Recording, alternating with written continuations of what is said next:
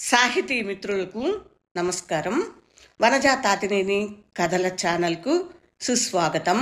విభిన్న కథల కవిత్వాల సమాహారం వనజ తాతినేని. ఈరోజు నేను విశ్వకవి రవీంద్రనాథ్ ఠాగూర్ రచించిన క్రిసెంట్ మూన్ నుండి కొన్ని పద్యాలు వినిపించదలిచాను. తెలుగు అనువాదం బొల్లోజు బాబా. ఇప్పుడు కొన్ని పద్యాలు వినండి. అద్దరి. నది అద్దరికి వెళ్ళాలని ఎంతో ఆశ నాకు. వెదురు రాటలకు వరుసగా పడవలు కట్టబడి ఉన్న ఆ అద్దరికి వెళ్ళాలని ఆశ నాకు. భుజాన నాగలి ధరించిన రైతులు సుదూర పొలాల్ని దున్నటానికి ఉదయాన్నే పడవల్లో ఎక్కడికైతే వెళుతుంటారో, గొల్లవాళ్ళు వారి పశుల మందలను ఈతలు కొట్టించి ఎక్కడికైతే తీసుకుపోతుంటారో, ఏపుగా పెరిగిన రెల్లుగడ్డి మధ్య ఓళలు పెట్టే నక్కల్ని విడిచి వారందరూ ఎక్కడి నుంచైతే ఇళ్లకు చేరుతారో అట్టి అద్దరికి వెళ్ళాలని ఎంతో ఆశ నాకు. ఆవలి తీరాన విచిత్ర కొలనులున్నాయని అందరూ అంటారు. వానలు ముగిసిన తరువాత అడవి బాతులు గుంపులుగా వస్తాయట.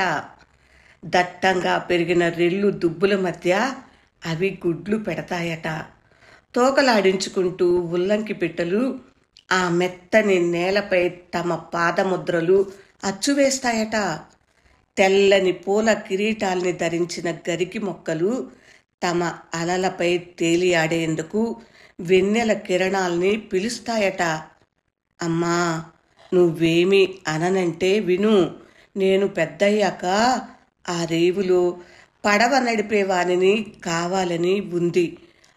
ఈ ఒడ్డు నుంచి ఆ ఒడ్డుకి అటు ఇటు నేను తిరిగే వేళ రేవులో స్నానమాడే పిల్లలు ఆశ్చర్యపోతూ నన్ను చూస్తారు. సూర్యుడు నెత్తి మీదకు వచ్చినప్పుడు ఉదయం మధ్యాహ్నానికి దారి ఇచ్చిన వేళ అమ్మా ఆకలిగా ఉందంటూ నీ వద్దకు పరిగెత్తుకు వస్తాను. రోజు ముగిసే వేళ చెట్ల క్రింద నీడలు సర్దుమణిగేటప్పుడు నేను ఇంటికొచ్చేస్తాను. నాన్నలా పట్నం పనులకై నేను విడిచి ఎప్పుడూ పోను. అమ్మా, నువ్వేమి అననంటే విను. నేను పెద్దయ్యాక ఆ రేవులో పడవ నడిపేవానిని కావాలని ఉంది. బాగుంది కదా? పిల్లలు ఎవరిని ఎక్కువ చూస్తే వారిలాగే పెద్దయ్యాక అవ్వాలని ఉంది అని చెబుతూ ఉంటారు కదా. ఆ విషయాన్ని చక్కని కవిత్వంగా మన ముందుంచారు ఠాకూర్. మరొక పద్యం. వర్తకుడు. అమ్మా, నీవు ఇంటి పట్టున నేను పరాయి దేశాటన చేయవలసి వస్తే ఎలా ఉంటుందో ఊహించు. రేవులో నా పడవ సరుకులతో సిద్ధంగా ఉందని అనుకో. నే తిరిగి వచ్చేటప్పుడు నీకేం తేవాలో బాగా ఆలోచించుకుని చెప్పమ్మా. అమ్మా, నీకు బంగారం రాసులు కావాలా? స్వర్ణనది తీరాల వెంబడి పొలాలలో బంగారం పండుతాది. అడవి బాటల నీడలపై స్వర్ణ పున్నాగ పూలు పరుచుకుంటాయి. వాటిని నేను బుట్టల కొలది నీకై సేకరిస్తాను. అమ్మా, నీకు శరత్కాల వాన చినుకులంత పెద్ద పెద్ద ముత్యాలు కావాలా? ముత్యాల దీవి తీరం వైపు వెళతాను. అక్కడ ఉదయ కాంతి ముత్యాలు గడ్డిపూలపై వణుకుతూ దర్శనమిస్తాయి. పచ్చికపై ముత్యాల వాన కురుస్తూ ఉంటుంది. సముద్రపు టలలు ఇసుకపై ముత్యాలను చల్లిపోతుంటాయి. అన్నయ్య, నీకై మొబ్బుల మధ్య ఎగరటానికి రెక్కల గుర్రాల జంటను తెచ్చేదా? తనకు తెలియకుండానే రాసుకుపోగలిగే మాయా కళాన్ని నాన్నకై తీసుకుని వస్తాను. అమ్మా, నీ కొరకు ఒక గొప్ప ఆభరణాన్ని తీసుకొస్తాను. 7 రాజ్యాలంతటి విలువ చేసే ఆభరణం. ఈ పద్యం కూడా చాలా బాగుంది కదా. అన్నయ్యకి, నాన్నకి, అమ్మకి ఎన్ని వాగ్దానాలు చేశాడో చూడండి పిల్లవాడు. నిజంగా పిల్లల మనసుల్లో ఇలాంటి భావనలే ఉంటాయి. అవి పెరిగి పెద్దయిన తర్వాత మారిపోతాయి. నేను అనే స్వార్థం కారణం వల్ల. మరొక పద్యము. పెద్దయ్యాక గంట 10 కొట్టగానే నేను బడికి రోజూ వెళ్ళే దారిలోనే వెళుతుంటాను. గాజులోయ్ మట్టి గాజులు అంటూ అరుస్తూ సాగే గాజుల వాణిని ప్రతిరోజు చూస్తుంటాను. అతనిని తొందర పెట్టేవేమీ ఉండవు. పలానా రోడ్డుపైనే పలానా చోటుకే వెళ్ళాలని, పలానా సమయానికి ఇంటికి చేరాలని వంటివి. నేనా గాజులు వాణినైతే బాగుణ్ణు. రోజంతా గాజులోయ్ మట్టి గాజులు అంటూ అరుస్తూ రోడ్డుపై గడిపేద్దును. సాయంత్రం 4 గంటలకు బడి నుంచి తిరిగి వస్తున్నప్పుడు తోటమాలి మట్టి తవ్వుతూ కనిపిస్తాడు. పారతో పనిని తనకు ఇష్టమైన రీతిలో చేస్తున్నాడు. దుస్తులు మురికి చేసుకుంటున్నాడు. ఎండలో మాడినా వానలో తడిచినా తనని అడిగేవారే లేరు. నేనా తోటమాలినైతే ఎంత బాగుణ్ణు. అలా ఎంతసేపు తవ్వుకుంటున్నా ఆపేవారే ఉండరు. చీకట పడంగానే అమ్మ నన్ను మంచం ఎక్కించేసింది. తెరచి ఉన్న కిటికీలోంచి చూశాను అటూ ఇటూ తిరుగుతున్న వాచ్మ్యాన్ని. వీధంతా చీకటితో నిర్మానుష్యంగా ఉంది. శిరసుపై ఎర్రని నేత్రాన్ని కలిగి ఉన్న రాక్షసునిలా అనిపిస్తోంది దీపస్తంభం.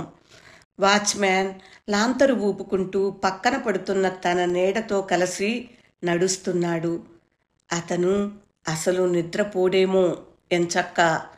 నేనా వాచ్మెన్ నైతే ఎంత బాగుణ్ణు. రాత్రంతా వీధుల వెంబడి తిరుగుతూ లాంతరుతో నీడలను తరుముతూ ఉందును. ముందటి కవితలాగానే ఈ కవితలో కూడా పిల్లవాడి ఊహలు బాగున్నాయి కదా. ఇప్పుడు మరొక పద్యం. 12 గంటలు. అమ్మా, నేనింక పాఠాలు చదవలేనమ్మా. ఈ ఉదయం నుంచి అలా చదువుతూనే ఉన్నాను తెలుసా. నువ్వేమో 1:12 అయ్యిందంటావు. దాటి ఉండకపోవచ్చునుకో. కానీ ఇప్పుడు 1:12 అని మధ్యాహ్నం అయిపోయిందని ఎందుకు అనుకోలేవు? నేనిప్పుడు ఎంచక్కా ఊహించగలుగుతున్నాను. సూర్యుడు వరిచేల అంచులను తాకుతున్నాడని, రాత్రి వంటకై ముసలి జాలరి భార్య దుంపలేవో ఏరుకుంటున్నదనిని. నేనిప్పుడు కనులు మూసుకుని చూడగలుగుతున్నాను.